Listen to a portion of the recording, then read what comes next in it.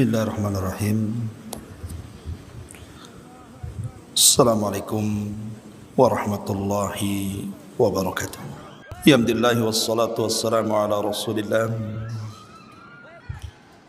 wa ala alihi wa sahbihi wa mawalah wa la hawla wa la quwata illa billahi wa ba'du. Alhamdulillah, di siang hari ini kita bisa duduk berkumpul untuk bertolabul ilmi di Masjid Nidaul Ilmi,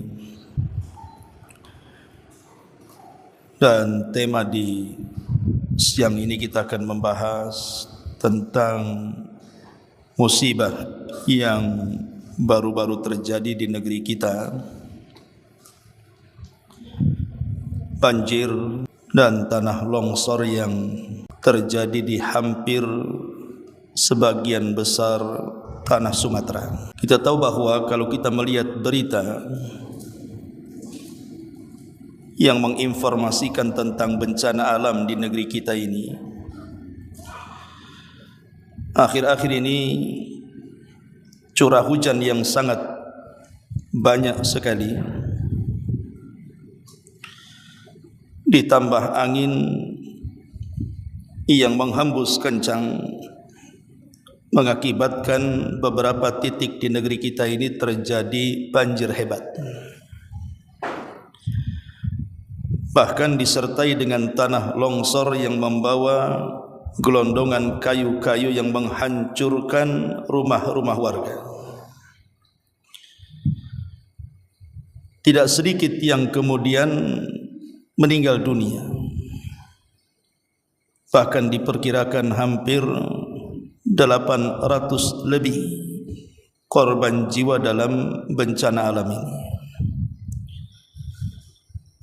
Belum orang-orang yang hilang yang belum ditemukan, entah berapa jumlahnya. Belum lagi kemudian pengungsian di mana-mana yang mengakibatkan kelaparan yang terkadang memicu kriminal di tengah-tengah masyarakat. Banyak analis yang kemudian berkomentar. Ada yang mengatakan, kenapa bencana alam tahun ini begitu dahsyat, seolah-olah bagaikan tsunami yang menghantam tahun-tahun sebelumnya. Ada yang mengatakan karena ulah para pembalak. Belum lagi kemudian tambang-tambang yang merusak alam, dan begitu seterusnya. Akhirnya kemudian dampak hujan ini bukan hanya menjadi nikmat bagi manusia, bahkan menjadi azab yang mengakibatkan banyak korban jiwa. Lalu siapa yang disalahkan di sini? Ma'asyiral muslimin yang dimuliakan Allah Subhanahu wa taala. Baik, sebelum kita menjelaskan tentang kenapa musibah banjir, longsor, hujan yang menghancurkan ini, ada apa di balik semuanya, maka sedikit kita akan menjelaskan tentang hujan itu sendiri. Ma'asyiral muslimat yang dimuliakan Allah Subhanahu wa taala, pada dasarnya hujan adalah nikmat yang sangat besar yang Allah Subhanahu wa taala anugerahkan kepada kita, bahkan kepada bumi itu sendiri. Karena kalaulah bukan karena Allah Subhanahu wa taala yang menurunkan hujan kepada kita dan kepada bumi yang kita pijak ini, tentu satu dunia akan mengalami gersang dan kekeringan. Tapi Allah Subhanahu wa taala telah mencatat segala sesuatu yang terjadi di alam semesta ini, termasuk juga rizki yang dicatat kepada makhluk yang diciptakannya. Lah, salah satunya adalah turunnya hujan. Makanya hujan itu bagian tanda dari tanda-tanda kebesaran Allah yang menunjukkan kerububiahan Allah Subhanahu wa taala. Makanya Allah Subhanahu wa taala mengatakan, ya ayyuhan nasu ubudu rabbakumul ladzi khalaqakum walladzina min qablikum la'allakum tattaqun alladzi ja'ala lakumul arda firasan was samaa'a binaa'a wa anzala minas samaa'i ma'an fa akhraja bihi minas thamarati rizqan lakum. Wahai manusia, sembahlah Rabb kalian yang telah menciptakan kalian dan menciptakan orang sebelum kalian agar kalian bertakwa. Dialah Allah yang telah menjadikan bumi ini terhampar dan langit menjadi atap dan bangunan, serta Allah menurunkan dari langit hujan. Dengan itu Allah Subhanahu wa taala tumbuhkan berbagai macam buah-buahan. Itu semua adalah rizki untuk kalian. Dari ayat ini kita tahu bahawa hujan itu tanda rububiyah Allah Subhanahu wa taala. Allah lah yang menurunkan hujan bagi hamba-hambanya. Ma'asyiral muslimat yang dimuliakan Allah Subhanahu wa taala, lebih daripada itu, bahwa hujan adalah bagian daripada kudrah, kemampuan Allah Subhanahu wa taala di dalam mengatur alam semesta, di mana Allah Subhanahu wa taala mewakilkan tugas ini kepada beberapa para malaikat yang ditugaskan untuk menurunkan hujan. Tentu tidak lain in'aman wa rahmatan, sebagai nikmat-nikmat dan rahmat yang Allah anugerahkan kepada hamba-hambanya. Ma'asyiral muslimat yang dimuliakan Allah Azza wa Jalla, meskipun demikian terkadang hujan juga bentuk istidraj bagi hamba-hambanya, di mana ada sebagian hamba Allah Subhanahu wa taala yang tidak tahu bersyukur kepada Allah Subhanahu wa taala, yang kufur dengan nikmat Allah Subhanahu wa taala, tapi masih juga diturunkan hujan kepada mereka. Maka kalau seandainya satu daerah penuh dengan kemaksiatan, penuh dengan kemungkaran, tapi Allah masih menurunkan hujan kepada daerah tersebut, ketahuilah bahwa itu hanya sekadar istidraj saja. Allah sengaja menurunkan hujan sampai pada waktunya hujan itu bisa saja membahayakan mereka. Makanya Nabi SAW mengatakan, idza ra'aitallaha yu'til abda minad dunya ala ma'asihi ma yuhibbu fa innama huwa istidraj. Kalau engkau melihat Allah memberikan sebuah nikmat kepada hambanya, sementara hamba ini di atas kemaksiatan dan dia suka melakukan kemungkaran, maka nikmat yang Allah anugerahkan kepada mereka itu hanyalah istidraj. Boleh jadi sebuah daerah yang selama ini mendapatkan nikmat hujan, dengan hujan itu ladang-ladang mereka menjadi subur, sawah-sawah mereka menjadi subur, hutan-hutan juga kurang lebih seperti itu, padahal penduduknya tidak pernah bersyukur kepada Allah. Padahal penduduknya di atas kemaksiatan kepada Allah Azza wa Jalla. Ingat, satu hari hujan ini tidak lagi akan membawa nikmat, tidak lagi hujan ini akan membawa rahmat.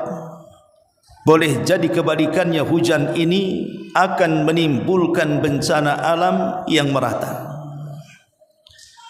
Makanya Allah Subhanahu wa taala mengatakan dalam surah Al-An'am ayat 44, falamma nasu ma dzukkiru bihi fatahna alaihim abwaaba kulli syai'in hatta idza farihu bima utu akhadnahum baghtatan fa idza hum mublisun.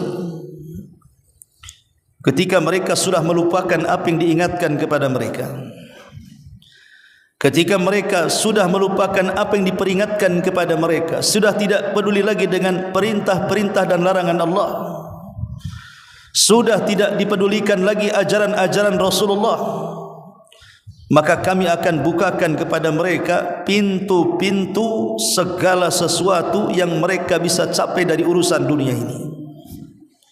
Tapi ingat, hatta idza farihu, tapi ketika mereka di atas kesenangan, panen melimpah, buah-buahan di mana-mana, ketika mereka kemudian di atas kesenangan mendapatkan nikmat itu, akhadnakum baghta, tiba-tiba Allah turunkan bencana kepada mereka secara tiba-tiba, tanpa mereka sadari. Tiba-tiba tengah malam datang longsor, datang banjir, datang angin, datang gempa, datang tsunami, dan musibah-musibah yang lain. Fa idzahum mublisun, tiba-tiba mereka hanya bisa terdiam berputus asa. Ma'asyiral muslimin yang dimuliakan Allah Subhanahu wa taala, maka hati-hatilah kalau sebuah negeri mereka terlena dengan kenikmatan tapi mereka tidak pernah bersyukur, satu hari akan datang azab kepada mereka sebagai peringatan. Ma'asyiral muslimin yang dimuliakan Allah Subhanahu wa taala, Nabi sallallahu alaihi wasallam apabila melihat awan dan juga angin, dan awan serta angin itu tidak biasa, maka ada perubahan dalam wajahnya. Kenapa berubah wajahnya? Disebutkan dalam Sahih Bukhari dari Aisyah radhiyallahu anha, kana an-nabiy sallallahu alaihi wasallam idza ra'a ghaiman aw rihan urifa dzalika fi wajhi. Adalah Nabi sallallahu alaihi wasallam apabila melihat awan yang sangat tebal pekat hitam dan angin kencang yang bertiup, maka akan terjadi perubahan pada wajahnya. Nampak kekhawatiran di wajah Nabi. Fakultu ya Rasulullah, kata Aisyah radhiyallahu anha, wahai Rasul, innan nasa idza ra'au al-ghaima farihu raja'an an yakuna fihi al-matar, wa idza ra'aitahu urifa fi wajhika al-karahiyatu. Kata Aisyah radhiyallahu anha, Rasul, bukankah manusia apabila melihat awan hitam pekat mereka senang dan mereka mengharap hujan turun? Tapi kenapa aku melihat wajahmu berbeda, seolah-olah tidak ada nampak senang? Maka Nabi SAW mengatakan, ya Aisyah, ma yu'amminuni an yakuna fihi adab. Wahai Aisyah, tahu enggak kamu, aku melihat awan-awan dan angin-angin kencang ini, jangan-jangan itu azab dari Allah Subhanahu wa taala. Qad adzaba qaumun birihin, bukankah telah banyak kaum sebelum kita yang diazab dengan angin? Wa qad ra'a qaumunul adzab, akhirnya kemudian mereka betul-betul melihat azab, seperti yang dikatakan oleh kaum Ad, hadza 'aridun mumtiruna. Mereka sangka awan pekat itu adalah air hujan yang akan menghujani mereka, rupanya itu permulaan azab yang akan membinasakan kaum Ad. Ma'asyiral muslimat yang dimuliakan Allah Azza wa Jalla, lihat di sini, terkadang apa yang kita anggap nikmat bisa berubah menjadi azab, seperti hujan. Yang selama ini orang bahagia dengan hujan dan orang tidak suka dengan adanya kekeringan, pacaklik dan semacamnya. Tapi siapa yang nyangka, rupanya hujan-hujan yang kita anggap itu sebuah nikmat berubah menjadi azab, meluluhlantakkan bukan hanya satu daerah, bukan hanya satu desa, 2, 3, bahkan kota pun dibinasakan. Ma'asyiral muslimat yang dimuliakan Allah Subhanahu wa taala, dari sini Kita bertanya-tanya, musibah yang terjadi di negeri kita ini sebenarnya akibatnya apa? Kok bisa separah ini? Di dalam Al-Quran Allah Subhanahu wa ta'ala sudah mengisyaratkan tepat di dalam surat Ar-Rum ayat 41. Allah Subhanahu wa ta'ala berfirman, "Zaharal fasadu fil barri wal bahri bima kasabat aydin nas liyudhiqahum ba'dal ladzi 'amilu la'allahum yarji'un." Telah tampak kerusakan di darat dan di lautan disebabkan perbuatan tangan manusia. Allah membuat mereka merasakan sebagian akibat dari perbuatan mereka, tentunya agar mereka kembali ke jalan yang benar, merenungkan kesalahan mereka. Dan Allah Subhanahu wa ta'ala juga menjelaskan dalam ayat yang lain. Allah Subhanahu wa ta'ala mengatakan, wa lanabluwannakum bi syai'in minal khawfi wal ju'i wa naqsim minal amwali wal anfusi wath thamarat wa basyiris sabirin. Kami pasti akan mengujimu dengan sedikit ketakutan, kelaparan, kekurangan harta, hilangnya jiwa, punahnya buah-buahan. Sampaikanlah wahai Muhammad kabar gembira kepada mereka orang-orang yang sabar menghadapi ujian.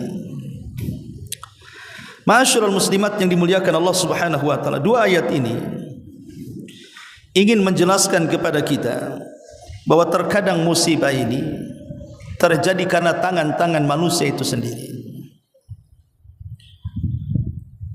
Jadi ada sebagian musibah itu yang diakibatkan karena ulah manusia. Walaupun kita tidak menafikan ada ujian itu yang memang Allah Subhanahu wa ta'ala turunkan sendiri untuk menguji hamba-hambanya. Tapi yang namanya di dunia ini pasti ada yang namanya sebab akibat. Kenapa terjadi banjir akhir-akhir ini? Longsor di mana-mana, bahkan separuh Sumatera kalau saya katakan demikian, hampir luluh lantah. Ada yang tenggelam dengan lumpur rumahnya, ada yang diterjang rumahnya sampai roboh kemudian mengakibatkan orang-orangnya binasa, ada yang terbawa hanyut banjir sehingga tidak ditemukan sampai sekarang, ada yang tertanam lumpur entah kemana orangnya. Bahkan sampai hari ini banyak orang-orang yang belum ditemukan akibat terseret banjir dan tertimbur lumpur. Anehnya, banyak kayu-kayu yang melintang di mana-mana, yang merusak, yang dibawa banjir kemudian merusak bangunan-bangunan, baik yang kokoh ataupun yang rapuh. Pertanyaannya, dari mana kayu-kayu ini? Kenapa sebanyak itu? Makanya ada sebagian pemerhati lingkungan mengatakan bahwa di antara sebab terbesar terjadi bencana alam ini karena ulah perbuatan manusia. Tambang-tambang ilegal, pembalakan-pembalakan hutan dan yang semacamnya yang sudah terjadi bertahun-tahun lamanya.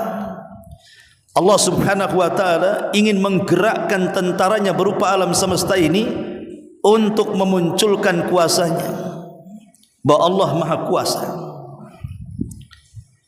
Sehebat apapun manusia itu menggali nikmat Allah Subhanahu wa ta'ala, sehingga mereka merasa sudah kaya raya dengan perbuatan mereka. Ingat, dunia ini kalau Allah Subhanahu wa ta'ala berkehendak bisa saja Allah hancurkan dalam sekejap.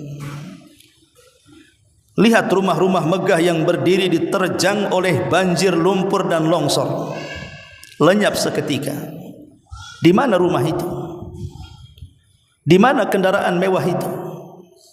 Di mana taman-taman indah itu? Di mana kesombongan manusia?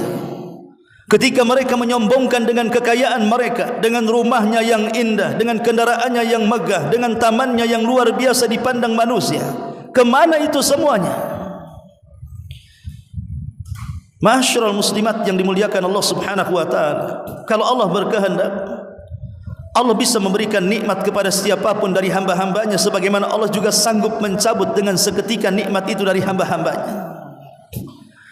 Karena dunia ini bukan tempat tinggal manusia yang hakiki. Dunia ini persinggahan belaka. Sebagaimana perkataan Rasul kepada Ibnu Umar, kun fid dunya ka'annaka gharib aw abirus sabil. Wahai Ibnu Umar, jadilah di dunia ini seperti orang asing atau pelintas jalan saja. Ma'asyiral muslimat yang dimuliakan Allah Subhanahu wa taala, tentu walaupun demikian, entah ini berupa azab, entah ini berupa ujian, entah ini berupa teguran, wallahu a'lam. Tapi yang jelas di depan mata, banyak korban yang bergelimpangan begitu saja.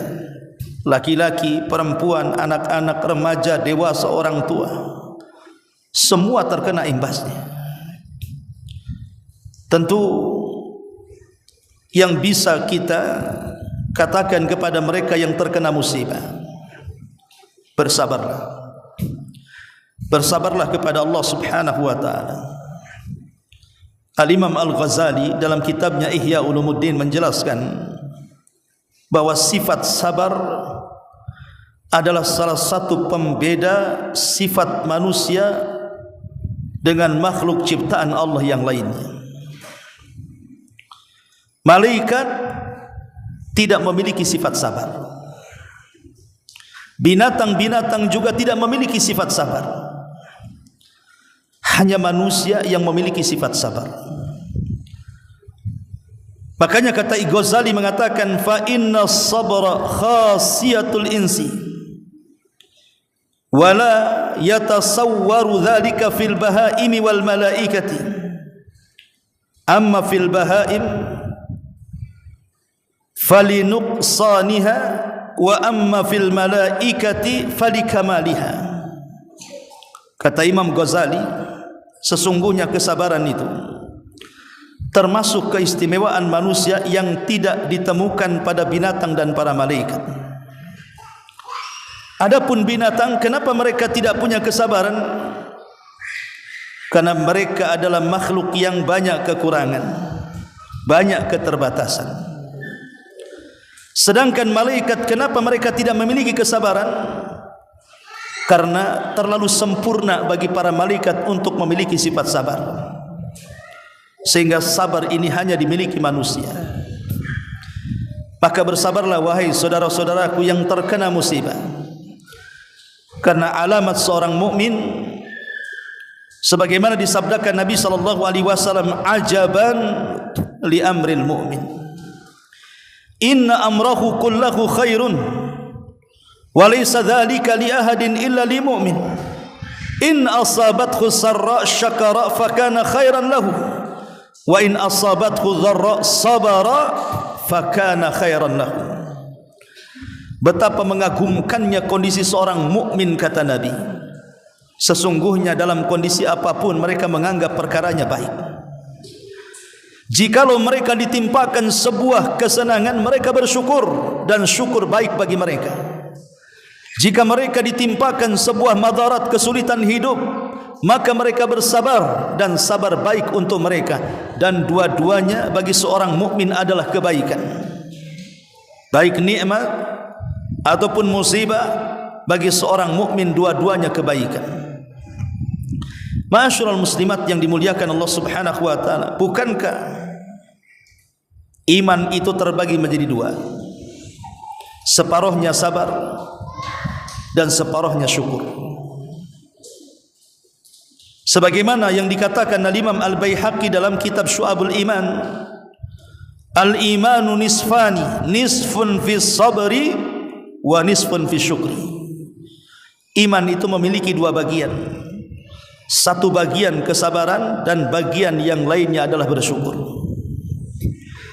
Ma'asyiral muslimat yang dimuliakan Allah Subhanahu wa taala, maka kalau seandainya di antara kita ada saudara-saudara kita yang ada di Sumatera sana, Sumatera Barat, Padang, Medan dan yang semacamnya, yang terkena imbas daripada bencana alam ini, maka hibur mereka agar mereka tetap sabar dan terus mengharap rahmat Allah Subhanahu wa taala. Jangan putus asa. Dan bagi kita yang tidak terkena musibah di sini, jangan merasa aman dari makar Allah Subhanahu wa taala. Jangan katakan itu kan banjir ada di Padang, ada di Medan. Ya, betul. Memang musibah sekarang berada di bagian mereka. Bukan berarti Allah tidak sanggup mengirim itu ke tempat kita. Maka jangan merasa aman dari makar Allah Subhanahu wa taala. Hendaklah kalau kita melihat saudara-saudara kita terkena musibah, jadikan musibah yang menimpa saudara kita pelajaran bagi hidup kita. Bukankah Allah yang mengatakan wa ma nursilu bil ayati illa takhwifa? Tidaklah kami mengutus tanda-tanda kuasa kami, kata Allah, dalam rangka menakut-nakuti hambanya. Maka kita yang jauh di sini dari musibah, semakinlah berdekat kepada Allah Subhanahu wa taala. Semakin mendekatkan diri kepada Allah Subhanahu wa taala, dan jangan pernah aman dari makar Allah Subhanahu wa taala. Karena lihat kebanyakan musibah yang terjadi di negeri kita ini persis seperti yang dikatakan Allah. Musibah itu datang di malam hari saat manusia terlena tidur. Bahkan terkadang walaupun datang di siang hari saat manusia terlena mengejar dunia. Ya, karena Allah Subhanahu wa taala kalau mengirim bencana ini tanpa sepengetahuan manusia untuk menunjukkan rububiyah Allah Subhanahu wa taala. Dan itu kita bisa saksikan di negeri kita kan. Lihat bagaimana tsunami, bagaimana gempa, bagaimana banjir setiap tahunnya. Terkadang datang di waktu-waktu kelalaian manusia. Di waktu-waktu manusia lalai mendekati subuh, pas enak-enaknya tidur, tiba-tiba datang bencana. Pas enak-enaknya mencari kerja, mengejar dunia, lalai dia, tiba-tiba datang pula bencana. Ma'asyiral muslimat yang dimuliakan Allah Azza wa Jalla, maka jangan pernah lengah dan jangan pernah membiarkan musibah itu berlalu tanpa mengambil hikmah di balik musibah itu. Lalu apa hikmahnya? Kenapa musibah itu beruntun datang di negeri kita ini? Dan bukan hanya memakan jiwa 1-2 orang, bahkan sampai ratusan, bahkan sampai ribuan. Pertama, tahqiq al-ubudiyyati lillah. Dengan adanya musibah, kita semakin mewujudkan penghambaan kita kepada Allah Subhanahu wa taala. Kita ini hamba. Bisa apa kita di hadapan Rabb kita? Kita tidak punya kemampuan apapun di hadapan Tuhan kita. Buktinya tidak ada yang sanggup mencegah bencana. Tidak ada yang sanggup mencegah atau menangkal bencana. Apabila bencana datang, siapa yang sanggup mencegahnya? Kita ini hamba berhadapan dengan Rabb yang sangat kuat, tidak ada apa-apanya. Maka buktikan kehambaan kita kepada Allah Subhanahu wa taala. Yang kedua, terkadang musibah ini kafaratun lidzunub, bisa menghapuskan dosa-dosa kita. Disebutkan dalam hadis Nabi sallallahu alaihi wasallam mengatakan, ma yazalul bala'u bil mu'min wal mu'minati fi nafsihi wa waladihi wa malihi hatta yalqallaha wa ma alaihi khati'ah. Senantiasa bala akan menimpa seorang mukmin laki-laki dan perempuan, baik terhadap diri, anak dan keluarga serta harta, sampai dia akan mendapati Allah Subhanahu wa taala dan tidak memiliki dosa sama sekali. Dari sini kita tahu bahwa terkadang bencana itu Bagi orang yang beriman bisa saja dalam bentuk kafarah. Mungkin sebelum-sebelumnya kita banyak dosa yang mengundang murka Allah, kita tidak tahu. Maka dengan cara Allah Subhanahu wa taala mengirimkan bencana ini bagi seorang mukmin, bisa kita yakini bahwa boleh jadi Allah sedang membuat kafarah untuk dosa-dosa kita. Atau yang ketiga, husulul ajri wa rif'atud darajah. Bisa saja dengan bencana ini mendatangkan pahala dan boleh jadi mengangkat derajat. Bukankah Rasul yang mengatakan ma yusibul mu'min min syaukatin fama fawqaha illa rafa'ahu Allahu biha darajah au khatta anhu biha khati'ah. Tidaklah seorang mukmin diberikan musibah walaupun hanya sekedar terinjak duri atau mungkin di atas itu, kecuali Allah Subhanahu wa taala akan mengangkat derajat dan menghapuskan kesalahan. Boleh jadi bagi warga Padang yang terkena musibah, Medan dan sekitarnya, boleh jadi Allah Subhanahu wa taala sedang mengangkat derajat mereka, sedang mengumpulkan pahala untuk mereka. Karena kalau tidak ada musibah, tidak ada yang disebut dengan sabar. Kalau tidak ada musibah, mau sabar dari apa? Dengan adanya musibah ini muncullah akhlak sabar. Sabar dengan ketentuan Allah Subhanahu wa taala dan keputusannya. Innama yuwaffas sabiruna ajrahum bighairi hisab. Sesungguhnya Allah Subhanahu wa taala akan memberikan pahala bagi orang-orang yang sabar tanpa batas. Kemudian yang keempat, al-bala darsun min durusit tauhid wal imani wat tawakkul. Yang namanya bencana ini bagi seorang mukmin adalah pelajaran dari pelajaran-pelajaran tauhid, pelajaran iman dan pelajaran tawakal. Adapun pelajaran tauhid, bahwa tidak ada yang sanggup menimpakan musibah kecuali Allah Subhanahu wa taala. Sebagaimana tidak ada yang memberikan nikmat kecuali Allah Subhanahu wa taala. Kalau Allah Subhanahu wa taala sudah menghendaki adanya musibah, satu dunia menghalanginya, tidak ada yang sanggup untuk menghalanginya. Sebagaimana kalau Allah sudah turunkan nikmat, satu dunia menghalanginya, tidak ada yang sanggup menghalangi nikmat yang Allah anugerahkan kepada hamba-hambanya. Inilah pelajaran tauhid. Adapun pelajaran iman, maka jangan-jangan bala yang Allah timpakan kepada kita itu karena kita tidak pandai menjaga iman. Bukankah iman itu bertambah dan berkurang? Bukankah iman itu saat berkurang karena kemaksiatan dan bertambah karena ketaatan? Coba berfikir, jangan-jangan iman kita ini tidak dipupuk dengan baik sehingga kita banyak melakukan kemaksiatan sehingga turun iman drastis, bahkan sampai mengalami kehilangan iman. Dan situlah Allah Subhanahu wa taala menurunkan balanya atau pelajaran tawakal. Pelajaran tawakal hanya kepada Allah Subhanahu wa taala, zat yang kita bisa sandari. Allah bisa saja mencabut kekayaan dengan sekejap, sebagaimana Allah Subhanahu wa taala bisa membuat orang kaya dengan sekejap. Orang bisa memberikan dunia dengan sekejap, orang juga bisa merampas Allah juga bisa merampas dunia dengan sekejap. Qulillahumma malikal mulki tu'til mulka man tasha wa tanzi'ul mulka mimman tasha wa tu'izzu man tasha wa tudhillu man tasha biyadikal khair. Qulillahumma malikal mulki. Katakan, Allah lah yang memberikan kerajaan. Allah berhak memberikan kerajaan, Allah berhak mencabut kerajaan.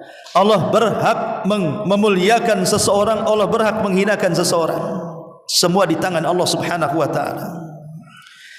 Ma'asyiral muslimin wal muslimat rahimakumullah. Kemudian pelajaran yang selanjutnya, pelajaran ini juga Kenapa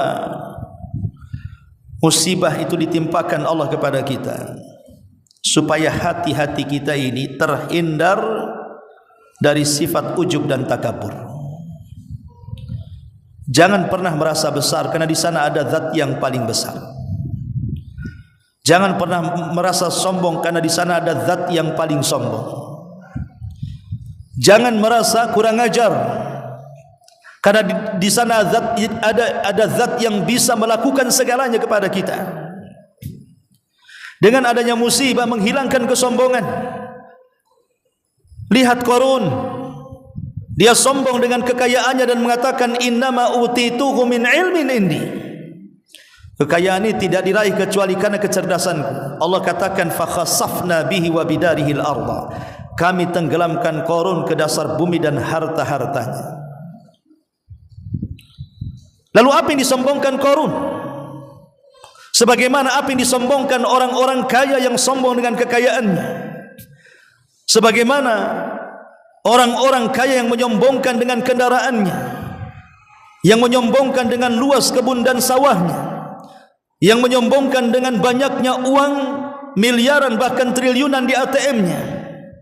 Sekali sapu hilang semuanya. Sekali datang tsunami, banjir, longsor, angin, musnah seketika. Lalu apa yang disombongkan di hadapan Allah Subhanahu wa taala, zat yang maha kuat. Ma'asyiral muslimin wal muslimat rahimakumullah. Bala juga terkadang mengingatkan kita tentang dosa-dosa agar kita bertobat kepada Allah Subhanahu wa taala. Ma asabakum min musibatin fabima kasabat aydikum wa ya'fu an katsir. Tidaklah musibah yang Allah timpakan kepada kalian tidak lain karena ulah tangan kalian, tapi Allah memaafkan dengan pemaafan yang banyak. Sebagaimana dalam muqaddimah, setelah banyak para pemerhati lingkungan tentang peristiwa yang terjadi di daerah Sumatera, bahkan sebagian besar Sumatera terkena dampak musibah ini. Rupanya karena apa? Ulah manusia, penggundulan hutan hanya untuk memperkaya diri sendiri tanpa menjaga alam, pembalakan tambang ilegal, belum lagi kejahatan-kejahatan. Itu semua adalah mengundang azab Allah Subhanahu wa taala. Kemudian juga musibah ini juga menyingkap hakikat dunia dan juga kemegahannya. Bahwa dunia dan kemegahannya yang selama ini dicita-citakan semua manusia ingin diraihnya, persis seperti yang dikatakan Allah Subhanahu wa taala, mata'ul ghurur, hanya kesenangan yang menipu. Dunia ini kesenangan yang menipu, tidak kekal. Akhiratlah yang kekal. Lihat, mungkin kita yang tidak merasakan berada di tengah-tengah bencana alam, tapi saya pernah datang ke tempat-tempat bencana alam dan berdialog dengan mereka. Dulu waktu gempa Lombok yang menghancurkan bukan hanya satu desa, kecamatan, satu kabupaten rata dengan tanah, saya berdialog dengan salah seorang yang terkena dampak bencana. Mereka mengatakan, Pak, waktu bencana itu datang, saya kira itu kiamat. Saya kira itu kiamat, bahwa Allah Subhanahu wa taala akan menghancurkan alam semesta. Karena saya lihat, katanya, ketika itu manusia semuanya sudah mabok, sudah tidak ingat siapapun dari keluarganya. Yang ada bagaimana caranya menyelamatkan dirinya masing-masing. Persis seperti gambaran kiamat. Wa taran nasa sukara wa ma hum bisukara. Kau lihat manusia mabok padahal mereka tidak mabok. Karena saat-saat kondisi seperti itu memang manusia seperti orang mabok padahal tidak mabok, tidak kenal anaknya, tidak kenal pasangannya, tidak kenal orang tuanya. Kalau sudah terjadi bencana, macam mana caranya menyelamatkan dirinya masing-masing? Bahkan tidak peduli dengan hartanya, dengan rumah yang sudah bertahun-tahun dibangunnya, dengan uang yang seumur-umurnya disimpannya, dengan perhiasan barang-barang mewah yang tersimpan dalam rumahnya, sudah tidak peduli hancur-hancur, yang penting selamat. Dari sini ada pelajaran bahwa kalau terjadi musibah ini, menyingkap segala-galanya tentang hakikat dunia dan kemegahannya, bahwa itu semua adalah mata'ul ghurur, kenikmatan yang menipu saja. Ma'asyiral muslimat yang dimuliakan Allah Subhanahu wa taala. Dan juga musibah ini terkadang mengingatkan kepada kita tentang anugerah nikmat Allah Subhanahu wa taala. Nikmat yang belum kita syukuri. Karena begini Bu ya, orang itu terkadang baru merasakan nikmat kalau sudah merasakan kebalikan daripada nikmat. Contoh, orang baru bisa merasakan nikmat melihat kalau dia pernah buta. Orang baru bisa merasakan nikmat mendengar kalau dia pernah tuli. Orang bisa merasakan nikmat bicara kalau dia pernah bisu. Orang baru bisa menikmati nikmatnya kedua kaki bisa melangkah kalau dulunya pernah dia pincang. Dan begitu seterusnya. Yang ingin saya katakan adalah jangan kemudian menunggu kebalikannya datang.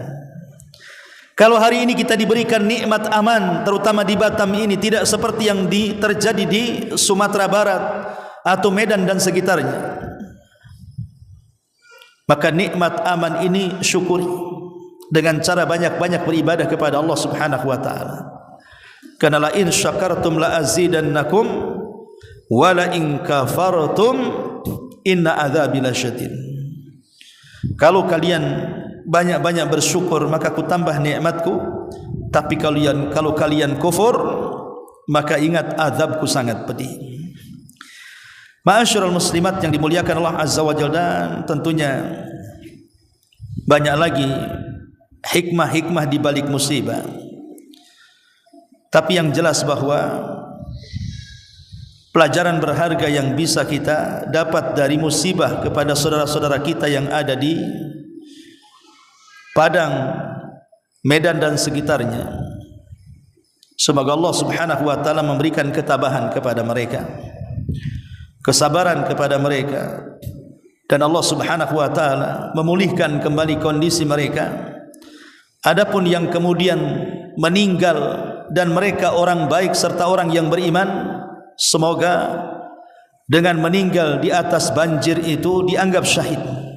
Karena bagaimanapun syahid itu bukan hanya mati dalam pertempuran saja, tapi orang yang mati tenggelam, terkena reruntuhan, itu juga bagian daripada mati syahid. Kalau dia orang yang beriman dan selama hidup di dunia terkenal baik ibadahnya kepada Allah atau muamalahnya kepada manusia, boleh jadi Allah pilihkan kematiannya seperti itu supaya dia meninggal husnul khatimah, salah satu dari orang-orang yang mati syahid, meninggal karena tenggelam atau karena terkena runtuhan. Adapun orang-orang ahli maksiat yang mungkin rumahnya tersapu, yang mungkin hartanya habis, mudah-mudahan ini sebuah pelajaran bagi mereka. Jangan melakukan maksiat lagi, karena maksiat bagaimanapun mengundang azab Allah Subhanahu wa taala bagi mereka. Adapun kita yang menyaksikan di sini, jadikan itu pelajaran besar. Jangan pernah merasa aman dari azab Allah Subhanahu wa taala. Terus tingkatkan ibadah kita kepada Allah dan berdoa kepada Allah Subhanahu wa taala semoga kita dijauhkan dari bencana alam yang merata ini. Wallahu a'lam bishawab. Ini yang bisa sampaikan, mudah-mudahan ada manfaatnya. Subhanakallahumma bihamdika asyhadu an la ilaha illa anta astaghfiruka wa atubu ilaik. Allahu taala alam. Assalamualaikum warahmatullahi wabarakatuh.